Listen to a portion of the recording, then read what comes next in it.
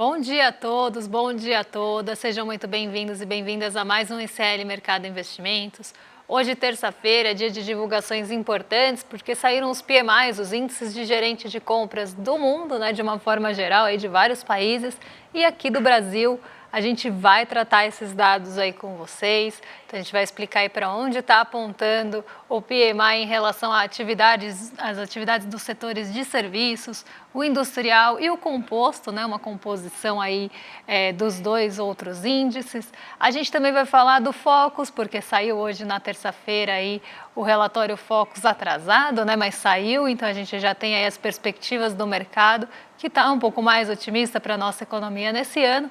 E vamos falar também aí da proposta de regularização do Uber, na verdade dos motoristas de aplicativos, que acaba sendo aí popularmente chamado dessa forma, mas a gente tem também essa proposta de regularização que a gente vai repercutir aí os principais pontos com vocês. E além disso a gente vai falar de endividamento também. Mas antes de tudo isso, André, bom dia, como você está? Bom dia, Débora, bom dia a todos os nossos telespectadores. Hoje é dia de saber o que o mercado achou aí da economia, como ele passou seu fim de semana, se ele dormiu bem, o que ele está fazendo. Então, hoje é o dia que saiu o Focus atrasado, já que está a operação tartaruga do Banco Central, mas finalmente saiu. Saiu também os PMIs, que está mostrando aí um bom andamento da economia brasileira, principalmente nesse começo de ano. Até pode estar influenciando, o aumento da perspectiva aí para o crescimento econômico aí de 2024.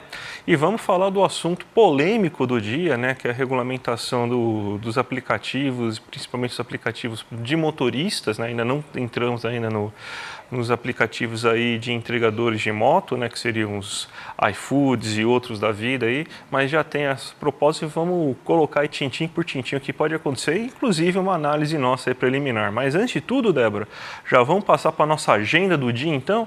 A gente tem então a agenda, vamos ver o que nossos telespectadores podem enfrentar durante o dia de hoje. Olha, hoje é uma agenda aí um pouco mais cheia que a de ontem, porque a de ontem foi muito esvaziada, até por isso o mercado ficou aí com pouquíssima liquidez, com negociações aí mais enxutas, mas hoje a gente tem primeiramente os PMIs sendo divulgados na Europa, então PMI de serviços e compostos, aí a gente já está falando fevereiro final, tá? Então não é aquela leitura preliminar, aquela primeira leitura do PMI, aqui a gente já está falando do fechamento. Então a gente tem os PMIs de serviços e compostos da zona do euro, Alemanha e Reino Unido sendo divulgados aí pela manhã. Depois a gente teve a divulgação do PPI de janeiro, que é o índice de preços ao produtor da zona do euro. A gente tem aí o relatório Focus sendo divulgado hoje pela manhã e a gente vai trazer aí detalhes para vocês. Às 10 horas saiu o PMI de serviços e composto aqui do Brasil. Então eu já adianto que o Brasil está voando nos PMIs, veio aí um dado muito bom e a gente vai explicar aí por quê. Temos também os PMIs de serviços e compostos sendo divulgados nos Estados Unidos e a gente também tem a leitura do ISM, que é diferente, a outra instituição que faz, do PMI de serviços final de fevereiro também lá dos Estados Unidos. Temos aí encomendas à indústria sendo divulgadas durante aí o comecinho da tarde, na hora do almoço. E depois a gente tem ao longo do dia a participação do vice-presidente de regulação do FED, do Banco Central dos Estados Unidos, em um painel aí de uma conferência nacional. Ele vai participar primeiro ali de uma reunião e depois desse painel, então isso deve durar aí durante a tarde toda. Pode trazer alguma sinalização em relação à política monetária, então fica aí no radar do mercado o pronunciamento dele, o que ele vai falar por lá. Temos a Austrália divulgando o PIB do quarto trimestre às 9h30 da noite e continua lá na China o Congresso Nacional. Na verdade, ele começou hoje pela madrugada e a gente continua tendo aí o Congresso Nacional do Povo ao longo da semana, na verdade, aí, durante essa primeira semana de março a gente tem essa continuidade lá na China. Ótimo, Débora. Vamos agora começar nosso giro de mercado aí, com aquela notícia de toda manhã que a gente sugere para vocês. Vamos ver aí o que pode influenciar, o que já aconteceu nos mercados asiáticos, o que pode acontecer aí durante o dia, que pode afetar a vida de vocês aí, telespectadores. Mas já vamos começar na Ásia, Então, quais são as novidades da Ásia? A gente teve, então, o primeiro dia, durante essa madrugada, né, a gente teve ao começo, no primeiro dia de reunião das plenárias do governo chinês. O mercado estava bastante ansioso por essa reunião, até para entender, né, quais serão as medidas tomadas de estímulos, de apoio à economia da China, quais são as perspectivas ali também para a economia chinesa. E o primeiro ponto que ali trouxe um olhar mais aprofundado, um holofote do mercado, foi a meta de crescimento. A meta de crescimento da China ficou igual à do ano passado, em 5%. É um crescimento ainda bastante considerável, mas o que o mercado considerou também em relação a isso foi que a China deve ter ali um pouco mais de dificuldade, deve ser um ano mais desafiador para alcançar e cumprir essa meta de crescimento. Então, a gente tem esse primeiro ponto, até porque alguns estímulos da China devem ser reduzidos, aqueles estímulos aqui tomados ali no momento da pandemia, né, da Covid-19, então deve começar a ter um pouco de redução desses estímulos, então deve ser um cenário um pouco mais desafiador aí do olhar do mercado para a China crescer 5%. Esse foi o primeiro ponto que mexeu ali com os ânimos do mercado. O segundo, ali, alguns pontos menores, acho que esse foi o principal, diria. Tiveram outros 2 pontos menores ali sendo trazidos nesse primeiro dia de reunião, que seria ali aumento dos gastos com defesa, ali de 7,2%, e a emissão de novos títulos ultralongos lá na China, na ordem ali de 139 bilhões de dólares. Então, a gente teve esses 3 primeiros pontos sendo divulgados, e eu acho que o principal realmente em relação ao crescimento, e eles empolgaram um pouco o mercado. Então, o mercado não ficou muito animado, até porque ele está um pouco cético de que a China vá conseguir cumprir esse 5% de crescimento com facilidade. Então, esse foi um dia aí que trouxe um sentimento até misto ali para o mercado chinês. Não tivemos um grande reflexo nisso no Xangai Composto. Ele até subiu, vou colocar aqui na tela para vocês. Ele subiu ali 0,3%, mas não foi nada empolgante, as divulgações aí não trouxeram nenhuma empolgação muito grande para o mercado, que ficou ali mais brando, não teve nenhuma alta relevante ali, nem no continente asiático, nem no Xangai Composto. Então, o mercado realmente ficou aí um pouco decepcionado, eu diria, frustrado com o primeiro dia de reunião aí dessa plenária. E aí a gente tem também o PMI de serviços, que a gente vai falar em seguida, que veio abaixo do esperado e acabou ainda mais com esse ânimo que poderíamos ter hoje. Então, um dia aí mais decepcionante na China e nada ali muito empolgante no restante da Ásia, porque o movimento de Nova York foi negativo ontem. A gente teve muito ajuste em relação às ações de tecnologia, que tinham subido muito na sexta-feira, levaram ali a Nasdaq para um novo recorde.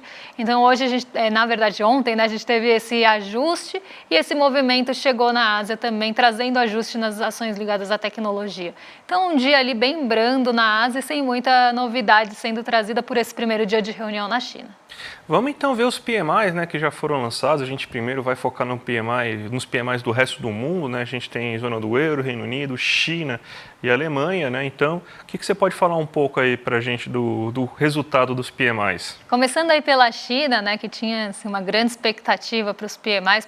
PMI é Índice de Gerente de Compras, tá? É a sigla utilizada, o apelido dele em inglês, né? E foram aí divulgados os PMIs, Índices de Gerente de Compras, de fevereiro desse ano. Então, fechou o mês de fevereiro, a gente já tem esse ritmo, né, essa medição de ritmo de atividade econômica, tanto geral, que é medida pelo PMI composto, quanto dos setores individualmente, aí se olha o setor industrial e o de serviços.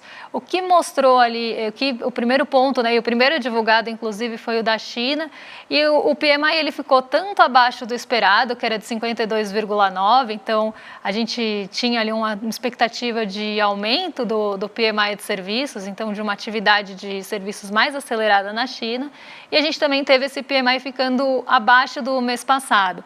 Então, a gente vê um setor de serviços ainda na expansão, né? Então, a gente tem um setor de serviços ainda crescendo na China, não está contraindo nem nada disso, está acima do patamar de 50, mas em um ritmo não só menor do que o esperado, como também menor do que o mês passado. Então, esse foi um ponto que realmente trouxe aí é um balde de água fria para o mercado que esperava esse PMI acelerando, esse índice de gerente de compras acelerando, mostrando um crescimento e um ritmo mais acelerado mesmo lá na China para o setor de serviços. Como a gente teve uma melhora marginal aí no PMI industrial em relação ao mês passado, a gente teve um PMI composto ali praticamente estável. Composto é uma composição dos outros dois índices de gerente de compras. Então, ele mede ali a atividade econômica num geral, mas ele acaba sendo uma composição dos dois outros PMIs industriais de serviços. Então, aqui a gente tem um PMI composto na China ainda na estabilidade, não teve nenhum decréscimo ou ficou maior do que o mês passado, mas aí também muito em linha do esperado. Então, nada aí novo na China, exceto por essa pequena decepção que o mercado teve com o setor de serviços. Um ponto importante aí que eu acho que vale a gente trazer são os PMIs da Alemanha e da zona do euro, que continuam mostrando bastante dificuldade. O PMI da zona do euro no setor de serviços conseguiu entrar no terreno da expansão, então depois de bastante tempo, até mês passado estava em 48,4, ele consegue chegar à expansão. Então, depois de muito tempo abaixo desse patamar, os serviços, o setor de serviços na zona do euro, de uma forma geral, está conseguindo não só expandir, então crescer, mas num ritmo mais acelerado do que se esperava, porque se esperava que ele ficasse bem perto do limite de 50. Então, a gente tem uma pequena melhora no setor de serviços da zona do euro. Mas o industrial ainda puxa o composto para baixo, porque ele está bem distante desse patamar de 50, mostrando que a atividade industrial lá na zona do euro está em contração. E numa contração até mais acelerada aí do que no mês passado, porque ele está se distanciando cada vez mais aí do patamar de 50. Então, ele estava em 46,6 e agora está em 46,5. Ainda assim, ficou acima da expectativa do mercado, que era de 46 pontos. Quando a gente olha para a Alemanha, essa situação é bem preocupante no setor de serviços, porque no setor industrial, porque a gente tem um PMI também cada vez mais afastado do patamar de 50, ele está em 42 pontos, então bem distante de começar a crescer e expandir, e ele está aí até aumentando o seu ritmo de contração. Então, o PMI industrial da Alemanha é um fator bem preocupante e a gente teve uma melhora ali no setor de serviços, o que levou o composto um pouco para cima. Mas aqui o grande ponto de atenção é realmente o PMI industrial, que vem refletindo a dificuldade que a Europa está tendo em ter ali uma atividade industrial robusta, algo que a gente fala bastante, e isso está fazendo com que a economia, à medida aí, é um termômetro aqui, então sinaliza para a gente para onde aquelas atividades devem ir. A gente vê uma economia aí também se distanciando desse terreno de expansão. Então, esse é um retrato mais geral, e aqui eu chamo a atenção para os dados da China, que podem mexer mais aqui com o Brasil, principalmente por conta aí dos preços das commodities. Vamos agora para o Brasil falando nisso, porque a polêmica do dia foi justamente a regulamentação, a proposta que o presidente Lula assinou aí, vai passar para o Congresso ainda, mas é uma proposta que visa dar algum nível de seguridade social para os trabalhadores que trabalham como motoristas de aplicativo, Uber, 99, táxi. E, então, teve uma proposta. Os principais pontos que vocês têm é que você passa a ter uma contribuição para a Previdência Social, para evitar que, caso o trabalhador sofra um acidente, então ele esteja protegido dentro do âmbito da Previdência Social. Então, ele pode ter benefícios previdenciários, como afastamento, como aposentadoria no futuro. Você também tem outros benefícios, como também você poder sair de licença maternidade, caso você seja mulher e fique grávida, aí você tem a licença maternidade também garantida. Você tem tentativa de pelo menos manter um mínimo, então o salário mínimo balizando mais ou menos o mínimo que um trabalhador de Uber poderia fazer. E também tem um máximo, você poderia, se você trabalhar 8 horas, você consegue receber o salário mínimo, mas você pode trabalhar no máximo até 12 horas, então seria um limite do quanto que você pode trabalhar durante um dia por aplicativo, Primeira coisa é que, assim, é melhor do que nada. Você tinha, então, um mercado completamente desregulado, sem proteção social alguma para os trabalhadores daquela região. Existe muita gente, inclusive, né, que não queria ter esses benefícios porque não quer ficar vinculado, queria poder sair de toda hora, né? Mas a verdade é que caso acontecesse um acidente, a pessoa estava completamente desprotegida. Então, é um ponto, acho que pelo menos nessa visão de ser pelo menos dar um mínimo de proteção social ao trabalhador de Uber, isso é um bom ponto. O segundo ponto é um ponto um pouco mais complicado, até porque foi uma coisa que agradou bastante a Uber e deve agradar um pouco outras empresas aí que podem ver, né, que foi chamada inclusive de uma nova categoria trabalhista, né? Porque se você for pegar as minúcias da proposta, você tem então agora o salário pago por hora. Então, se você não trabalha 8 horas, você não vai receber o salário mínimo, você pode receber menos do que o salário mínimo. Então, isso daí pode ser, inclusive, uma ferramenta que se utilize, mais uma vez, que nem, por exemplo, a pejotização acabou fazendo em muitos dos casos, seja mais uma ferramenta que possa ser utilizada para reduzir os direitos sociais dos trabalhadores. Então, eles não contratam mais as pessoas via SLT, muita gente agora contrata via PJ e pode ser uma nova ferramenta de contratar a partir dessa nova modalidade, inventar que eles estão trabalhando com um aplicativo e você tem então uma nova categoria que ajuda na precarização do trabalhador. Isso pode ter efeitos em outros setores econômicos, já que a Uber pode fazer isso, você pode ter então outras empresas fazendo. Então, acho que é um risco um pouco complicado essa criação aí de algo que na verdade ninguém inventou a roda, porque todos esses benefícios já são garantidos. Uma pessoa que trabalha como PJ uma pessoa que trabalha como PJ poderia já pagar voluntariamente a Previdência Social para você ter algum certo benefício, mas a gente tem esses pontos aí que merecem atenção, Débora. É um ponto aí que foi bastante polêmico e deve ficar aí na centralidade da discussão por um tempo, até porque tem questões aí bastante importantes para serem discutidas e pensadas também, né? A gente até chama essa uberização do trabalho, né, justamente tirando essas proteções sociais. Agora a gente tem essa ida, né, nessa toada de buscar essas proteções, mas ainda com questões ainda problemáticas dentro de tudo isso, que devem ser olhadas com mais aí rigor. Vamos olhar então o PMI aí do Brasil aí, que é importante, né? A gente tem ainda algum tempo. Então, Débora, fala aí do PMI que está voando como um foguete, né? Exatamente, a gente teve aí, o Brasil está voando em relação aos índices de gerente de compras, né? A gente acabou de ver os índices de gerente de compras dos outros países, todos muito distantes do patamar de 50, abaixo, inclusive, do patamar de 50 na maioria dos casos. E o Brasil não só está acima do patamar de 50, como está bastante acima, né, em todos os seus PMIs, então em todos os índices de gerente de compras. Então, de uma forma geral, aí o Brasil está com uma perspectiva muito boa para o mês de fevereiro. E aqui vale aquele lembrete, né? O PMI, o Índice de Gerente de Compras, é como um termômetro da atividade daquele setor. Ela mostra ali uma tendência, ela mostra para onde deve caminhar a pesquisa mensal. Então, é realmente porque ele também é uma pesquisa. Então, ele traz ali, né, uma perspectiva, né, um termômetro para aquele setor. E a gente tem a primeira novidade que a gente teve ali, uma novidade muito positiva que eu, inclusive, já tinha trazido para vocês, é o PMI industrial, porque ele é o primeiro que saiu na semana passada. E ele está em 54,1, patamar que a gente não via há muito tempo aqui no Brasil. Então, mostrando não só uma expansão, um crescimento do setor industrial, mas numa aceleração, né, num nível de atividade bastante superior a de outros meses. Então, aqui já chamando a atenção para esse ponto. Hoje saíram os PMIs de serviços e o composto.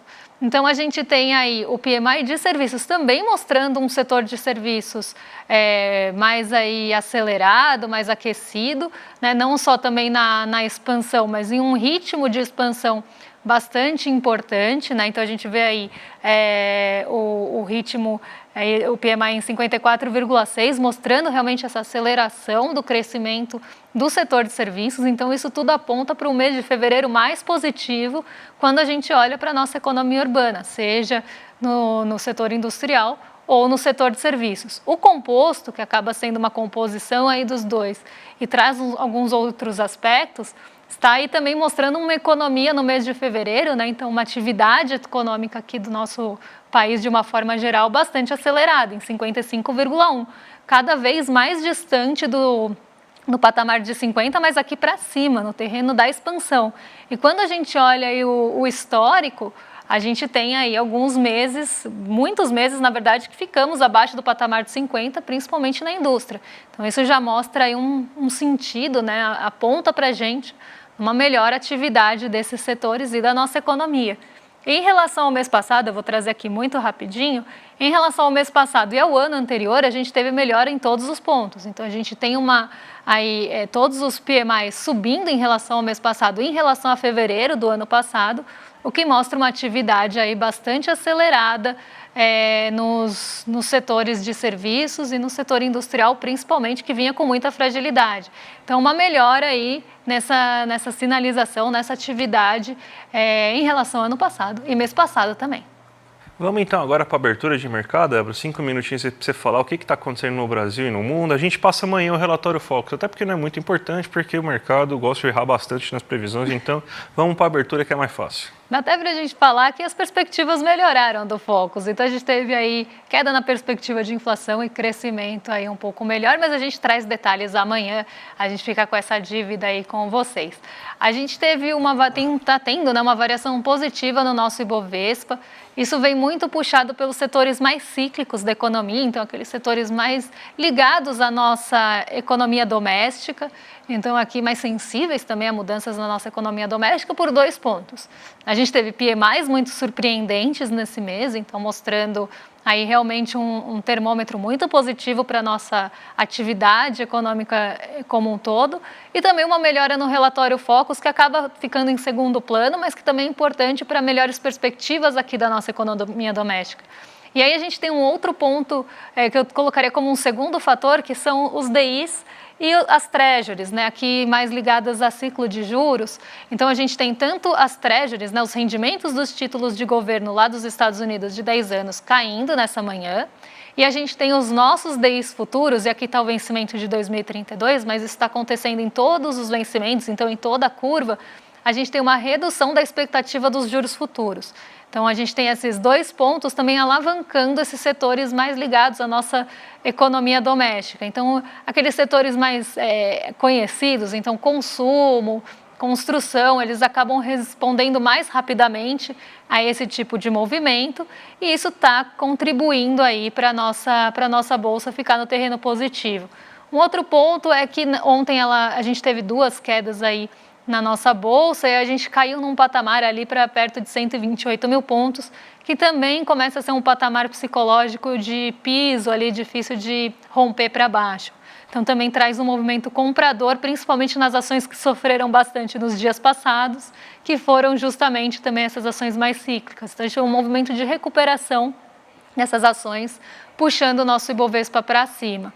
Junto a isso, a gente tem o dólar em alta. Então, apesar da gente ter um movimento positivo na nossa bolsa hoje, o dólar está subindo junto, que não é um movimento muito típico aí, que a gente normalmente costuma ver o contrário, bolsa em alta, dólar em queda. Isso está acontecendo porque essa semana a gente tem não só falas de Jerome Powell, que devem trazer um peso grande para a condução de política monetária dos Estados Unidos, como outros dados por lá também devem trazer ali algum sentimento em relação à condução de política monetária, e aqui a gente está falando de corte ou não de juros. Então, dependendo do que o Jerome Powell falar, né, ele é presidente do Banco Central dos Estados Unidos, dependendo de como vierem os dados de mercado de trabalho, então mostrando ali o mercado de trabalho dos Estados Unidos, isso pode dar uma azedada ali. Então, o mercado está bastante preocupado em se posicionar e proteger justamente dessas notícias que vêm essa semana.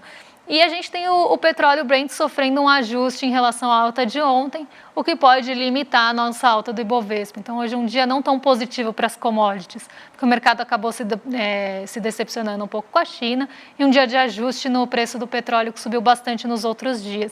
Então, aqui isso pode dar uma limitada aí pelo lado das commodities, então das empresas mais ligadas à exportação, aí no nosso Ibovespa. Mas, num geral, o movimento, por enquanto, é positivo e puxado por ações mais cíclicas. Ótimo, Débora. Ontem a gente começou, né, a divulgação da nossa live do dia 10, às 8 horas da noite, uma entrevista exclusiva com a Maria da Penha, né?